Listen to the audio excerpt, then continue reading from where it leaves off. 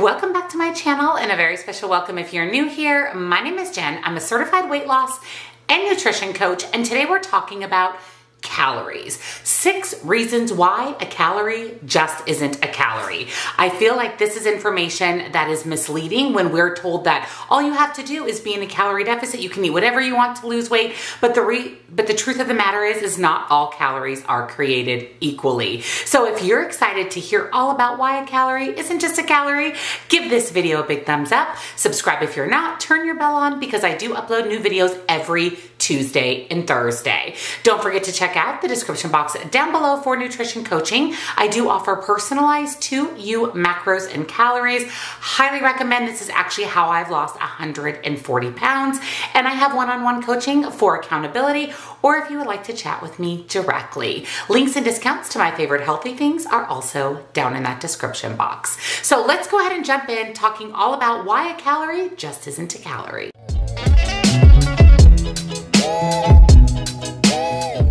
Of all the nutrition myths out there, and there's a lot of them, the myth that a calorie is just a calorie is probably the most damaging one of all. It really says that the calories are the source of weight loss, and it doesn't matter where these calories come from. Now, part of this is true and part of this isn't. To lose weight, you have to be in a calorie deficit. So yes, you have to eat less calories than you're burning, but what makes up those calories really does play a big part in your overall weight loss, but also your health in general. Now, a calorie, as far as energy, is exactly the same. A calorie from a Snickers bar is going to give you the same amount of energy as a calorie from a carrot. However, what your body does with the calories that you're consuming is where the big difference lies. And that's where a calorie just isn't a calorie. The different calories have an effect on your hormones, your hunger levels, your eating behavior, your blood sugar. There's a lot of different factors that play a part in what these calories that you consume do to your body. Number one, the difference between fructose and glucose.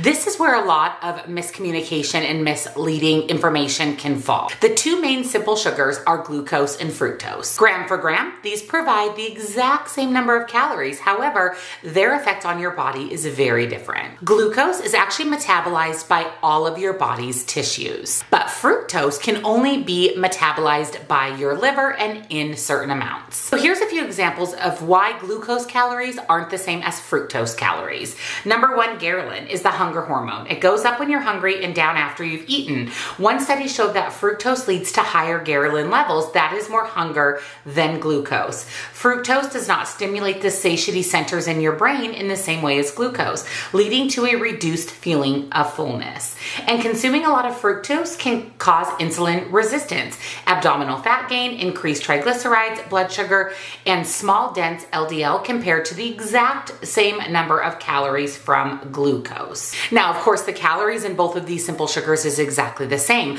but they vastly impact your body and your hunger and your hormones differently. Now, keep in mind that fructose only has negative side effects when eaten in abundance, but glucose can have negative side effects even in very small amounts. And one of the primary sources of fructose is fruits. This means you can eat plenty of fruit and not have the negative side effects that you would if you were eating the simple sugar of glucose. Fruit gets a bad rap, and fruit is actually one of the best sweet treats that you can have because not only is it a fructose-based simple sugar, it is also packed with fiber. So it slows the digestion of the sugar. It also does not spike your blood sugar, and fiber keeps you full and satisfied. Number two, the thermic effect of food, or the TEF of food. Different foods that you consume actually go through different metabolic pathways. Some of the pathways are more efficient than others. The more efficient the metabolic pathway, the more that food is used for energy for your body. The thermic effect of food is a measure of how much different foods increase energy expenditure due to energy required to digest, absorb, and metabolize the nutrients.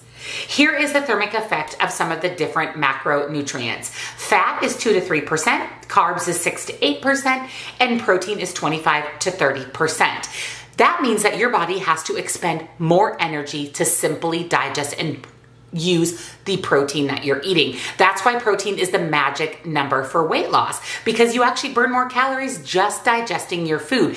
And look at the big difference between the amount of protein versus fats and carbohydrates. And here's an interesting bit of information. If you go with the thermic effect of 25% for protein and 2% for fat, for example, this would mean that 100 calories of protein would end up as 75 calories, while 100 calories of fat would end up as 98 calories. So with the protein, your body is able to burn through way more of the calories consumed. That is precisely why a calorie just isn't a calorie. And one other side note about protein is high protein diets by 80 to 100 calories per day compared to lower protein diets. Number 3, protein actually kills your appetite and makes you eat less calories overall. More reasons to focus on a protein heavy diet. Now, as a weight loss and nutrition coach and someone who's lost 140 pounds and maintained that weight loss, I have really focused on calories and protein. That has been the driving force of my weight loss.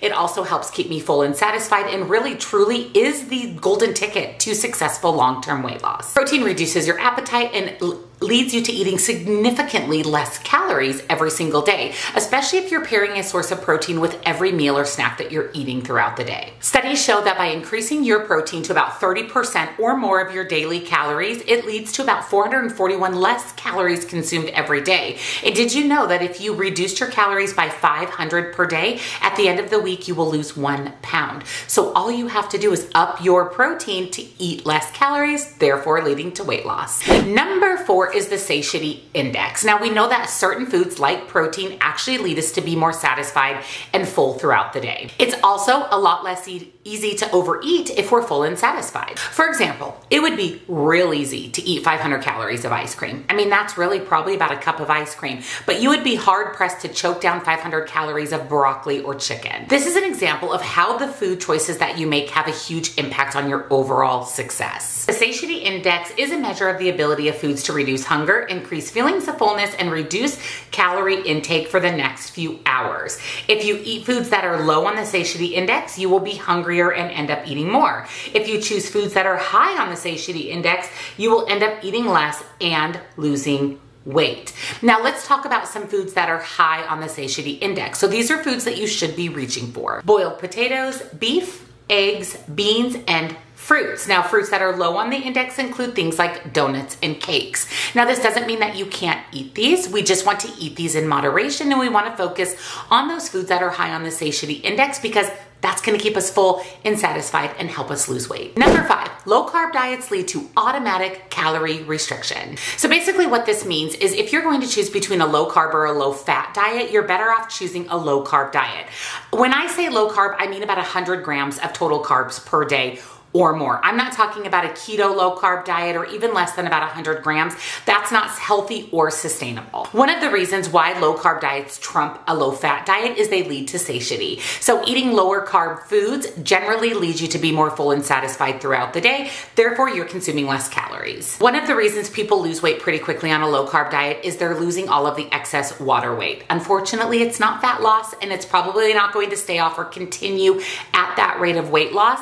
But when we eat carbohydrates, our body stores those carbohydrates with added water. So when we restrict carbohydrates, our body's going to shed that excess water, which shows up as weight loss. So don't think that just because you follow a low carb diet that you're going to have massive weight loss every week, because that's just not reasonable. However, lower carb diets tend to include more protein, and we know how important protein is for weight loss. So if you're going to choose between low carb or low fat, my recommendation would be a lower, not low, but lower carb diet. And number 6 is all about the glycemic index. This is something that's really underrated. I feel like we get all of this diet culture information and all of these tips and tricks and myths about diet, but no one talks about the glycemic index, and this actually plays a huge part in your overall weight loss success. Refined carbohydrates in general are going to have a higher glycemic index. This basically means certain foods will affect your blood sugar levels differently. If you're eating refined carbohydrates like donuts, chips, and crackers, it's more likely to spike your blood sugar than if you were to eat a potato. Refined carbohydrates tend to be low in fiber and are digested and absorbed quickly, leading to rapid spikes in blood sugar. They have a high glycemic index, which is a measure of how quickly foods raise your blood sugar. When our blood sugar is spiked from refined carbohydrates, with that we have a crash, and that's when we tend to eat more refined carbohydrates, or you get that feeling of just not feeling that well. That's because refined carbohydrates cause that big blood sugar spike and then that big blood sugar crash. The way that the carbs that you're eating hit your system can have a dramatic effect on your blood sugar, and how you feel overall. Your best bet is to choose about 80% of the foods that you eat every day on the lower end of the glycemic index. And then that other 20% can be some of those more unhealthy, if you want to call them that, foods or some of your favorite foods. This allows you to live a sustainable lifestyle,